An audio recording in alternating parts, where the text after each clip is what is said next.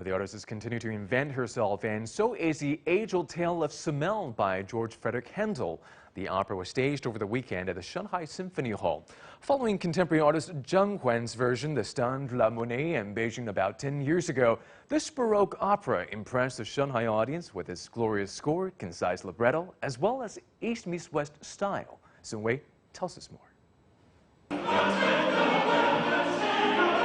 One of the most popular works by Handel, this oratorio is based on the Greco-Roman myth that centers on the Theban princess Semele's love affair with the god Jupiter. Different from the original edition that portrayed Semele as a victim of romantic tragedy, this one interprets the role as a strong, outspoken, and zestful woman who won't be put down.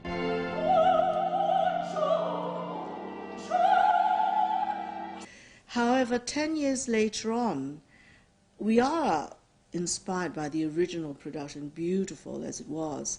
But today, things have changed. China has also changed in its development. And I felt that a different viewpoint of a woman, a young woman in her prime. I wanted to talk about a woman who is confident in her own desires, in her abilities, etc., etc.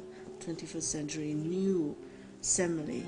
Semele is not, I'd like to think, not the victim like she was before, but this was a choice she made. In the aria, in the show, one of my favorites is called No, No, I'll Take No Less. She says, basically, Jupiter, I'm not taking any more nonsense from you, I need this, and I need you to do this for me. I'm not going to tell the story. Unfortunately, she paid with her own death, but this is something that in a way she chose, and she was at least, she owned it. She wasn't afraid of dying in the end for it. I'm not recommending that for anybody, of course, but it's a really wonderful way of turning the story around and looking at it very differently.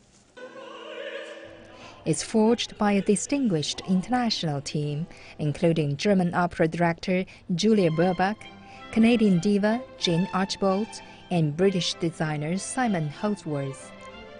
Visual and performance artist Zhang Huan's splendid staging was highlighted a decade ago with the 500-year-old Ming Dynasty Memorial Temple.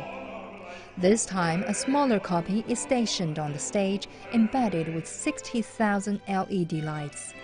A moon handcrafted by African artists hangs in the center.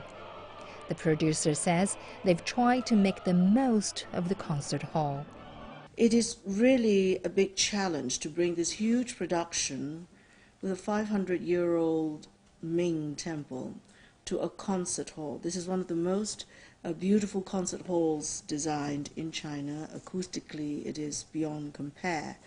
But it is a concert hall. It is not a theater. It is not an opera house. So we don't have backstage.